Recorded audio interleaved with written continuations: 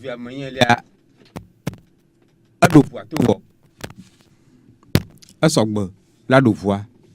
do susuma pata kankanwa eyelesi yi be te be ta be ton maji da flaje lo nyanda shimia hohon bubu dongo allo fonye wizwe yo fonya muzu viremi muzu viremi ba me to fon mi fonye lo gbe pe ajoro do enye tutu bona amada ne yonu na George ne be ya di na yonu na sonda kan besele si opo nchi fu kwa na gbogbo sele ate di fa ya de kama kumtio ya de kama kumtio bone nyama son aglasa chu bon yutu na li ko dari kwa na choi ba lo pataka kan na se fien nwa o be yonu sabule desi jile ka hona gbigbi mo sisi na leji ka va me fu ya ka holo yo te du ka sabu choko de mo no yo za ne lo fonye remi bi da pe yo dugoro ba mo to ka ten bla shiki va shiki na de couple de Canada couple avec ton blaton voriki fonye mi le combien de gbo nyonu ya ka obe susu yi ka bede to gomo jeje sa fe to ma dia ibe te pe ya ka mi do adu ntu agbegbe koko ibe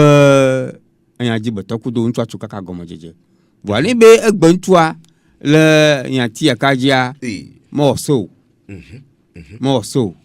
ta mo po mo la do le ntu agbo kan la gble asemo bo asemo enyi be ntu ya mo te jana mo be cha na vali e bo le apia mo kan na nya po be ibe ya monyu kan ala de kuku do sura okudo sura ula gba apoto ano ipo ya podo la apia mo koko sura nto cho iba khawon se fia ipo la subo ago e ka bo je ntua nto la gble ago mala vora ba de kuku no sura kwa nya mala para lo fo de gba tule ma me mo we nyiro lo ayo miato mi le komie da pe hono bubu gere ma ho handunko allo tata Monique ba me to fun o gbe pa joro re ganye mi e ko gbe do na me bon inu ke yan ko ni bide ke papa de toi papa mi ma be soa ke be na mo no wa chen ka trozu ele si be cha trozu no o ku do be ko do trozu no le ko bu de ka ne nyo no awonu na mo ebe ne emu le twanyo na wono na mo anto ne no wonu ko e garo na fnoa donc ane nyo no awonu na mo ne 200,000 de ko 300,000 de ko ne su agwa o la ran eluran ane ho ane donti donc donti wono lo ga so le kora alo bene nsuwa nyo no wale ko bi ve yo e won bodu ya e galeme galemi ya mento ya ko won so fe le si de ngati ga gogo de be mu o a enu e ti e re no be e ja le ji be ye nse atoli otro ti bu tu wana e ba na ho me na e ga me e ja anti ate ana po galeme wa e bodu be o be nge o be lu ma wato no ke bi le gloa ni an ku e be e do nyanti ne nyo no anere parce que muni enya batanti odo na kudu tukada ebe be blone nyo na yo na gbe ne ko ebe ta wa to ato kwenye o tu dirika no mati wa so no me no dara ko bana biyo ile ko o gone so ke pe no nde mati blone ni o ble o to wa e ka blone wa be o gone so ke gbe ya ebe ko de ama biyo so no ni so lo po ma wa so dara pa be no lo donc nyanyi ko mo du wa ja ko de ko le ku parce que ne be lo be ya we ne ya nga gone to ka be de yo so na yo e so ala ba ni e so an tele ba detecter be yo enwa usu ya ire go du wa do to e go me ka ja li go du be so ma enya enwa ba bo du wa chanya nu de de de to be le que viene manu so papa que de la me que de soin là mia fo ya me que de soin so toi ne de to be odu wa nglo be na bo no yu na yu wa e be yu ba nya o be tu ne be ni so wa ja o ni ku do mo le ke le ko fu do ko to e be to be e la bu me ko do ko ba ko be yo odu no ba le ndo o le ba ho me ya no ya no be so ma odu no wa ndo la nya be ba ho re me ko na nde o gbe wa ke ko te yo sia egbe ne no no be la bu ne so wa ke go e be te nyanya we e te wa bu ne nfu ata e nfu sa ko be ko be se nfu be ko nyang ko be odu na wa ye de no ayo wa gae bi an ko de no no e ja be ya ko bu lo gae du le chuchunji ne gae bi an ko ne ayo tata Monique mie da pe la be ha on ko susu de ko ya ga pere mian to jino to mie gbon be na de wo le be gba ne mie ho da parme ye nonu le mia tere e ke mia ko no kata ye kele hu de me pe nya kata de nku me na nonu ale ba nya nku re ya ba ho no bu don ko allo fonye o ma je me gbe via fonye jan papa wemba ma je me gbe via mi le toje nya do no ga yare ya ke an ko tun ji ayi le gbelu nim le gbelu no a no fi que le rotuna so la va no tu ne ya be so be mu be iri ni ma gbelu ya ko ni ma le ni so fi ni ko je ma bon a da sori aso de are uno mo ne won eva bi la di no pa bi ko ni ti aviu bi o de ne fo no ne bi no pa unto ma pa sa siori to de a unto ma ko sa sio ni ya ni be ni be sami wa mari ni mo pe se ku ko gona ni wa ni mo pe vika ko gona ni wa elle na machina ha ne because of million ndo ni be ma bia no ka la be ite ya ko ju so ja do ka yi to no gbo abede o jere ya ya no wa to no wa ile be nyina ro e ja ko yon so de ni so ji ni to ni no bi ya mu anyiro ni mo so la hu me ya ni mo so fina nyon si kele be ko no ko mo no ba se ngware nyon wa de ni be do bia ye be so ibe hu me so fina bia ye elle a do que la nyina do ko be la so ni na te so ne to no so fiona ma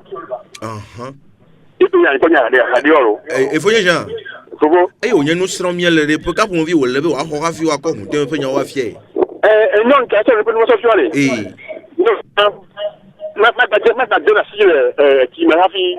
ya so ni bo ma ta si ma ta de la si le qui mo ma ta ko na o ti ro ka fa ro ayo nye da pe fonye papa wemba ayo nye nu sro miele tale na mi be nya na no zere kake ayo to jino to ya ma miele tro ya mi no bia mbe de o le na mi be ne o va me be mi de nyonware le hu to meri e ke mi akọ hu fe nya o kata da shimeni ale be ha nya nu kure hu amuti ayo wa no on plimie alo le be mi ade se na do nti a hono bu gere mi akoyira alo dari wezo Dana be program. For mami nadu. Ami gale toje. No watare ni ka waje kusene ni swachani. Igaya duwe de susu jinego. Ni so ni nyale ja kokuni. Ni ponye de wa ni so to ba yi asiado. Ayo. Ni so ngwa ya no to ni kinto le be bodu agbo ni ne de no de le bodu agbo ni ya ya ni ro. Oni ti anu to fiona nyonu beta me probo. Ayo, won to nyonu ha ni ya fi. Mo ni ti anu to fiona ro. Ayo. Da na du mi da pe. We ga fia mi nu etroya. Mle na mi ba mi afie. Bubu ba me ona reko. O e kale toje etroya re, le ke o le han gbo we. De o le wa ko hu de me nya ko da shi me na nyonu e khemie de ve. Eye, ne mi do yo to nyonu are. Eye o poto yoyori eke mi akwe akọ osoro ya bia le fonye baba wemba ha pere mi anwure gbo utori hono bubu gere mi ahwe han donko allo fonye wezo yo so ba ta flache ma so sofo ni gale toje apa so lo ona le da no yo alo amene do ba bo so dia Lenganya boni akafra akoto pikini de akpere mi anwe si aso ye kaka alobi to jamu sojo la ka ba amore ko so budi amoye akoto mo budi wole ya mo ni dia be ko la mo le so ela ba kafra non ni non alors ça fait belle pour jouer mais ni attends on va où on a fait le canon il se peut jouer et neka c'est dit à quoi do dia le bonne cafra amagawa elle a bayé na kufa na ni so so bon et nga yon wa we ni na do ya ni de akono papa papa wa ni na be agbe wa ni na ba agba ni na be tu zere kake papa ni so alo no ele de alo mo pa de so le vo boa kaka gobo mo to do ma ya uba da ba la mari fi le so ma ko ni fela u dio to mo di mo yo le ya ala mari da bai wonde la tia le mo mani ulja to moji kuma to le kuma wato ni manyere kuma to wato ile wato dan ko ka su be ya ta blabo monudu do ba he ma la ta fa mo la ba do le nko to la ta fa mo le do rupo ni wo asu su be na gan lo bo mo yo ma le be alo le dato se da ho do ma ya twa ne ba ni tuno yo ma le dato ni enu ni oni le wo le de da ho ma do ma ya twa ne ba ila ba ni tuno wakati ama ba dunia nembo susuba alonso to ale vuvuvu le nya go nya mo le so egbe ya ne be o tale jibe ya de so le fuju agua le gbo bi ko wa la de do mo no nene mala ka mo ni be nyon le blova da dona le vla gboniye e ba pe aka fa ngba chebra be ne di pe ni ape da awo apia ainda jimi le ma wo bo le ya pe ma wo ne do ki se la de ba so no ta mo ni be ko kwa de bla dia to da homo ani kaswa awo mo na na ole mo ta nyon de piano to bia de yon kwa di ma wa ko na bo so ne e yi atomo ji ma de yon so so so fu mo no ya pe yon wa de je be na ba bi ma wa sa we ni ne mo pe mo ma de yon wa de ko so de to ja nu a mo bi tu a ka do budu a da go ba a ko so mo pa mi ka fi de sta de so a ta mo le se bra bo no ne ta so na yon le so du ya nya go nya nti le nti ne ko ya ko to mo le so ba se ye ji a l'agbono wogbe alo agbono epo de mo igba lo yon orin ti alo so le sake yi abe wo re so mo sakuya mo po gbele won ala bon kan so agbeji fo di na agbono na chuchuchu ka fa le mi agba hade gbona be agbolo mo ti agbolo agbo fo di mo na agbolo vodo ama wona mo ba gbo voyo nde ama wona mo ba gbolo agbolo ma ti agbolo agbolo ma ti agbolo ojú ama wona mo ba gbolo tọgbẹ ama wona mo ba gbolo agboji ko jira gbolo tani fa wada ba do ma hia le posro alo le be ya fida la posro nta mo gbolo na de fu alo na de ntie ele yi gema no tani ni mo so le ka le yi te fi ama pa so do ko se wulare esro are bia ye ti se de kala a ci jaja la bo atiro como kwa le ve fu ve ba chego ka fu su tinga fu yo ya sro ya da si da ti de ma fu wa poto to ya hian ku ta ensi akoma gudia le nya boya mo ko ni mpada bo na yi to no bo na ko so bo ne pa ka ti ale na fo pa ni se mo le mo do ya ta do ma mo la fa bo wa lo la be aba o bo ne ka fa ne fu jala bo kan bo ya ti afi alo kan bo ya po alo ya wo aga ji ya po alo ye be ya wo je be ne ba do do ke go mo kan go bo ne ko na plus fa fa fu jan ta jela ga do mo ayo ta afone mi so fo mi da pe de ko u hamba na no mi atele te pe ya eye o pe nu ko susu han pere mi onti eye o ga plo mi han ingo ale mi ga suru na re to jino to abele mi no glo menye be de o le hunde me be wa ko hun fe nyo ka tan da shi me na nyonu so e mi de ve a no va me be mi le hun fe nyo me la pe me hono bu gere ma kwe allo mama na mo na ni ga le toje Ufa leke be wa ebe so ho bi ma ngoma leke be wa ebe de na wa ngono acha ebe tin no dan de ke le bu wa mu ufa wa yedo parce que exemple kafla nebe o ko na ko do bi na se do nya ke bo du e na ze bo du be ni e nyu no be le ko cha do ku wa ne wi ne ko re ilanya tini bo du mu nya ze bo du be be ni no na lu du o wi ba ko do ka le ke be na nyu no cha do ku wa le bu gbo mu nyu en to anu we nu no ata te du anu subo e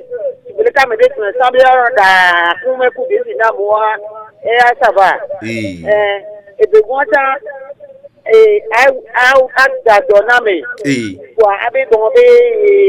dadona kwa alo ko na bebi be ni dadona ne do aforo ma de enu amunyo munyo la fe ne ko la ko obi dadona mo kwa ne de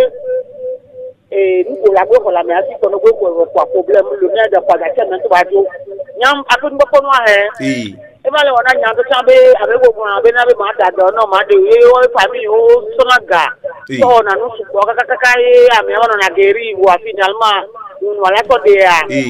no ante da ona nde ona nde ho nyumya le kwa ma diwi azan sere ozana musere diwi le kura kwa pa yo na do chiralo nte jan kwa walo ayo tata Monique mi jakwe de onko soso hata to jino to mienle radio Citadel e jona pe e wona me hono bubu gerem ya hwe allo Citadel FM allo Efonya hanga joy bla sheke vo a sheke na de ko ple de kanade ko pla meton bla ton voreke e ple bla sheke voreke bla ne voreke bla adren voeve bla ton voiden ya mi kono kapo mo pe entu don otro ya hono bu gere mi ho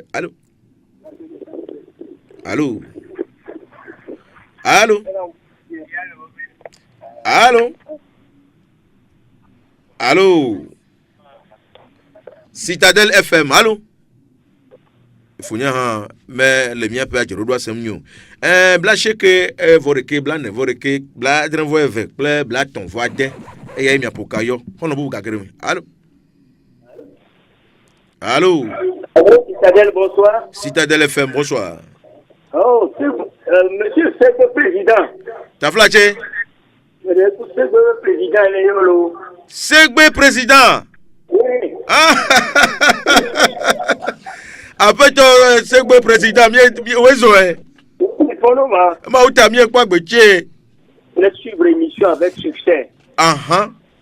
et Vivinton et Nayo Pombe ma donvide ni be enya ni dans ce tournoi ma ba pa dia vinwa elles ont les prévoir pour mi ato huno ya elles ont les prévoir pour ya so ya so do kun que mi so yi yon ma ba pa dia ni ba do je sibe mon ni mo nando wonye nando ni pepe vo amati ni no ma yela non me demo so na nu patafione chuchu la les filles de tout so nu patafione pour le bafo wa ya bloc oui ni no me ba troyolo ayo fonye président Segbeto oui mi eda kwe e trono bokona nga mi edo gbero Segbeto kataro bye bla sheke vo a sheke na de couple de Canada couple meton blaton e voreke yenene manke bla sheke voreke bla ne voreke bla adren voeve blaton e voaden mi aton huno ya pedo mti o corona nyonwa ebe ya la poso na nture le ha aja la pama ha hono bu gagere mi ahwe allo e funye wizme yo to re pa yamo dugbo nu me ko ogbedo na me funye basile ayo bu bato fo egbe pa jero re ganye ye na to nwa wa for data so gomo jeje lo ko so no nwa ni mo bo fi e ba mo le te po be a ho mo no ko wa so nko lo na sa jo nyom no mo nya mo no bo fi o mi afu ya enyima mi afu nwa pa ba ko so no to nyom ga te vivine mo pa fi kan ya ba do vivia ni ma ko nyuro nyom wa ateji kure la wi ale be ba ho bo so te gba no fa mo ko wa so na bo no bujule ya nuko bote cheso ko mojaji adu gas vivine mo ito posi baza et puis a dadone nyonu aso de amon le te ko no ro ne bolo nko ko nyi to ma mo le te ko menya nu nyu yare ko ne e ka jere were le lu mo eta dadone nyuma na so nyuma so de ya Aïe, Fournier Basile, on y a même vos rafio. Faut qu'à Nyanyere la chio rafi. Mais quoi, c'est bien, aïe, on y a eu sur le Sumiachia. N'a pas gagné à l'ébène à où on y a onu. Blaché que, et voici que dans le couple de Canada couple, met ton blaton, et vous que, on a encore un poste souverain. On a beaucoup de gagner. Allô? Mais tu rafi, Fournier Naï. Anaï va trouver. Il livre au coco et Nema. Migale Todie. Pata no manyala kwa banare. Nyom moto budelia. Anyu ya pe.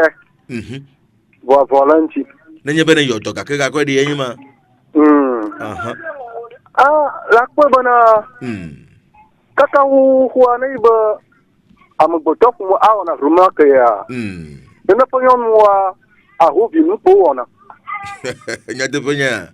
Anyate ponya na makwela nyonwa mo wala kwela sia umo. Ya nyato gbo na bana. Nyonu gbe atu. Pla bi pla fu. Uno va no yona de. Chuchuchu. Bere gbe pe gbe do la nyama. Ahu bi be yama. Akpo nyon moto gbe ahu bi mu po ba no na ko afo Ni pon de. Ito gbe nyon ji abanya ya. Ogun na bana no wachi klo. Ito to po ba ti na kona priamo. Yo ba de na mo azufa. Ano mo te ja de to. Ta anya pe. Wa volontiers. Ayo.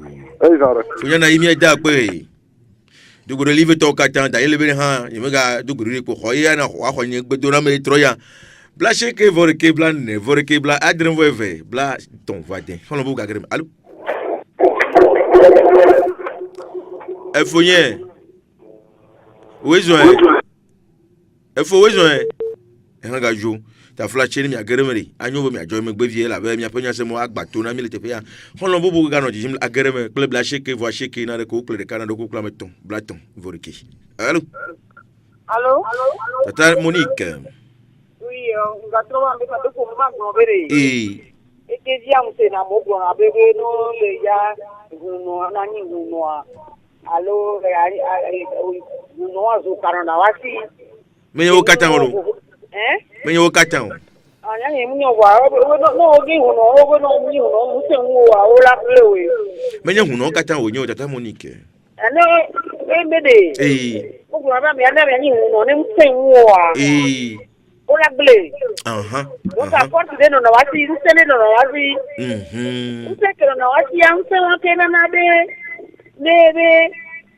amene ba wonde ruwa kwa ula te yo nkode ala wonde kwa me ala ko adafa bone eji mule nebe wasi wa inu bitu kude ko la ku la prononcer parole mo kwa me ala ndara lawe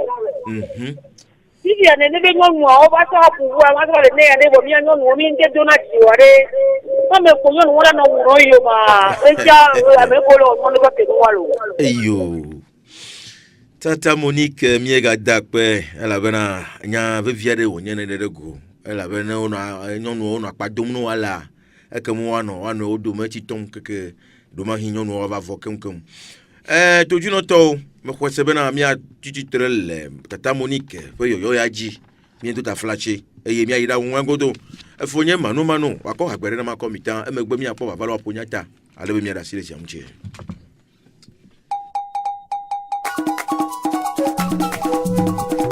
ejobo no pata que me chapa lumilo ewi obe yo obe yo pe yo obe yo pe yo obe yo pe yo obe yo pe yo obe yo pe yo obe yo pe sobera nuyon les obe ewi sobebo nuyon les obe amagan les obe sobeda ma ipo e ma valo sobeda nuyon les obe sobeda nuyon les obe amagan les obe sobeda ma ipo e ma valo sobeda nuyon ti sobelo Zopeko, nuyon les obe. amaso le zobe zobeda maiko e mavalo zobeda nuyo le zobe zobeda nuyo le zobe amaso le zobe zobeda maiko e mavalo amaga le zobe zobeda maiko e mavalo amaso chizobede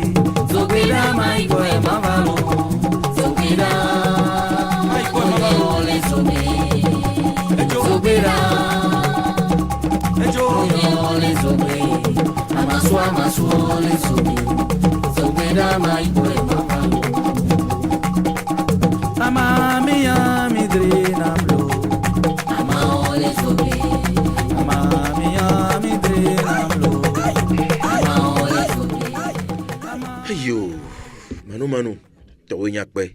to jino to mi ato nyakpe mi amoyo katan pere mi amti troya mi ato nyakpe me grona ko ma uto hono gba ochogbe wa no mi afen gboglo te pe dom na mi zipo alofa ala be mi no mi amti nyato ma no me a ejona ma po me vava e ma po nko gbe de han ape mi ano hwa me ple nya vava lo gbo alebo po nyata mano mi ato mi si hu egbo anyigba ku to jiji abe wa po turu po nyaka yi wa ko akoda shime na mi afto ya ihe ya nto je gon me ale eye ohan ba no yi male ple mi ano ya ba fo ya don wo lede turu po nyaka mi akoda shime no alebe po me mama como se nyoto wa ti mava alebe wa no hurekate iwa hunreka wa po dere kama ha mi to mi shi yo akpe kaka merekui turu ke ma po ne mi ato hono ekwenye be eju hors sujet avant edafo koko wa ma de kuku ne be ya mi ne glia agbatro nyona ka me glia na kasapo yata wa oku nyomwa wa tro adogolo wa to hunu agbo wa ka tro wa le akpo nyomwa chala se ngomo ntwa chala se ngomo wa nyomwa ma ngomo se selani enyito anya be afo ya ide amonyo fiovo mono na ahunda kamu chuchu binya be mi atonto ye o fo pa vo akakia nyomwa magba mi ato agba o de pepe chan me nyomwa hia be nyomwa no ho futu wada gba tro ho futu mako yata grobe mi ade kuku ne mi ato hunu be ne troyi to hunu agbo ne gmo wa o yan le ma ne wa le po to hunu a ne ba yo nyomwa wa no yin ne wa to akhle sene nyomwa ne nyomwa ba sen komo apote dokui anya ba fo e de be no sorte po no agba ne asila simo wa agba to ejibe mi ade kuku ne mi ato to huno ku mi afo huno be ka flan mi asrowa mi akpele wanti wokakia humo ya gogulu mo de me chona nka fotuma mama se fiona nyom blebo no raka vinto tane mi kwimi nuse na kala mi asia adreba jona bo nyom ya ona de sia de nyoma cho futu aka nuse se na nyoma gbogbo de ade nyoma be awu ala wo nyoma wala na sekreolo nyom po na mpolo yo akpe kaka madugbe ne nonye jado le Togo grain ko sronye lo ba hon ajo ku vignon Togo grain doa mo dogbone Togo grain doa kwata o yo ni mo la chuta mi wala ma yire nyevelia han bo play pe turu punya khazire ka ke nyevelia yo mi agbele fie nyi be de pe mso la no mzon wajaye i enya ya mi ato hunu la da folema do mo va pe be nyono va pe be ni be isroyen loa ke yo to hunu la ofu dwane ye ne ya le msen ne isroyen loa ke yo to hunu en to no be yawe ye na e tukara le ne gi mi le globe to hunu a ibe msen vi de mo le yamo enya le pu mo ke do ne be yo no va pe be isroyen le gbe ina to hunu a gbe be ma ofu dwane yo ma kanji be enya ma ti han tugbe yan vo do a yo no va se mo be yo to hunu an lonvo be ya ti we ne edu fo isroyen va gbe inya ka bo fond de te tamo ibe nu pata imi wona ipata bia wona masiamu ndole ni mi lo ma mi akpo bo opo emi nyanu yo gbe mi aklo mi aso wayi emi nyanu yo mi asa afion eni ngwa ba chitre mi antio ile le nyom intu dova ile to vigine ngba divino le nyi son to la po ma me wa mi ne kpo agbo be te intu ne dova nsembu de ma liwu yo la ve diva abe asaba da po am asa chitre mi ku son bo dodo me eya mo fu se mo fu la fi popo le nyom agbe de son po de ke le senwo de ke alo la si de ke le ba ponko de do nyamba ni ba gbomo lanyu ibo vi bo chomo lanyu eya be no ntu gom ta yon mo pomo aji du ku gom to mo de ke agbe so ata ka ba chitre ntia eya mo le sere ke betefo ta no so pomo be nyaya mo po nyinu la sa chitre ntio eya mistake gande eya futa dangare ba nyinya no yawo ta mo le sere pe ponu na nyanya ya no nyune be ya ne ala ne mo nyune wa ala ju do amade mo pona kuvoa atota demu na nyanya na le gi anyi fu dube ya la ja do ya ni kusonya e be ajo no jue kama ne be khola fibu anyi ba ba be akpekuma ne mi ju pe gi ba che mi apo ta anyama ne nyanya le gi mi akande mo no ni ma tro pogbo de ma tro ngudu mo do kunya be ndo jogmono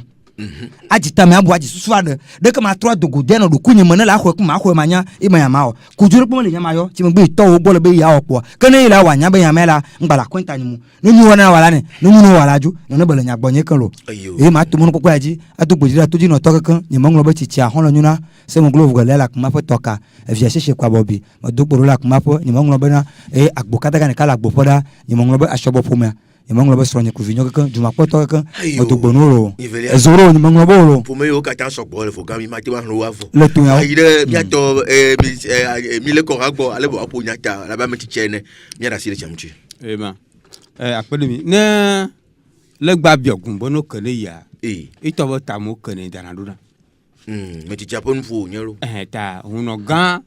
ikene livo duano huno via edula no ya amodo ya ka dutania edula no ya makaka nya ka lafa wa podo fo vo ila nyi ezimono la ikela no anya bozimo chape nya ka lafa vo ne ya lafa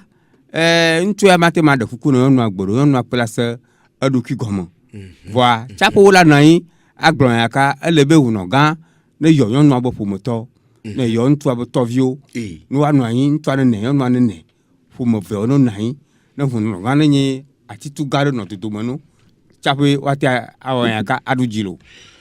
ayo adogbe zire ka lo zire ka ke ela be zire ka mo le dogbe na mi abo huno ga desu Gabriel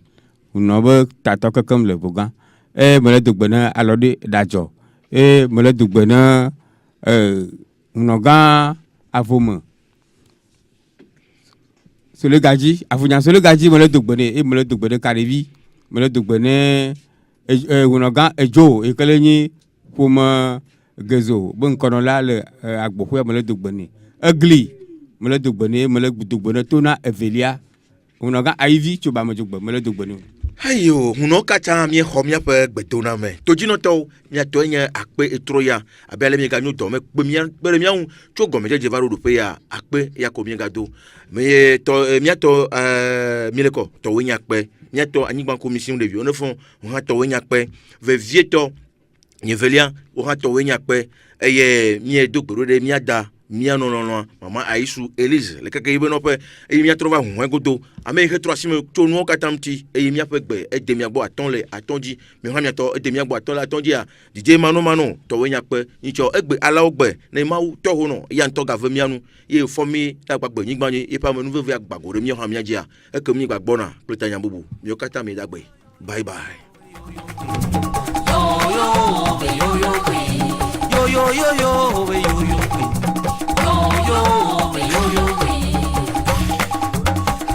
So anyi kwale solo Tiens unso ikwale solo Tiens unso anyi kwale so keke Tiens unso anyi kwale so la to mega one kwabo mai Tiens unso anyi kwale so to mega one kwabo mai Tiens unso anyi kwale solo Tiens unso anyi kwale so keke Tiens unso ikwale so la to mega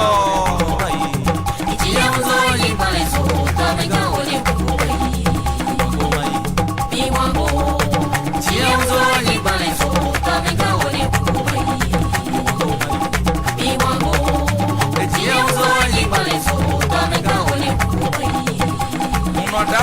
Tienzo anyibale solo. Àwọn àgbọ̀ mi ẹjọ́. Tienzo anyibale soke. Ẹjọ́ bọ̀. Tienzo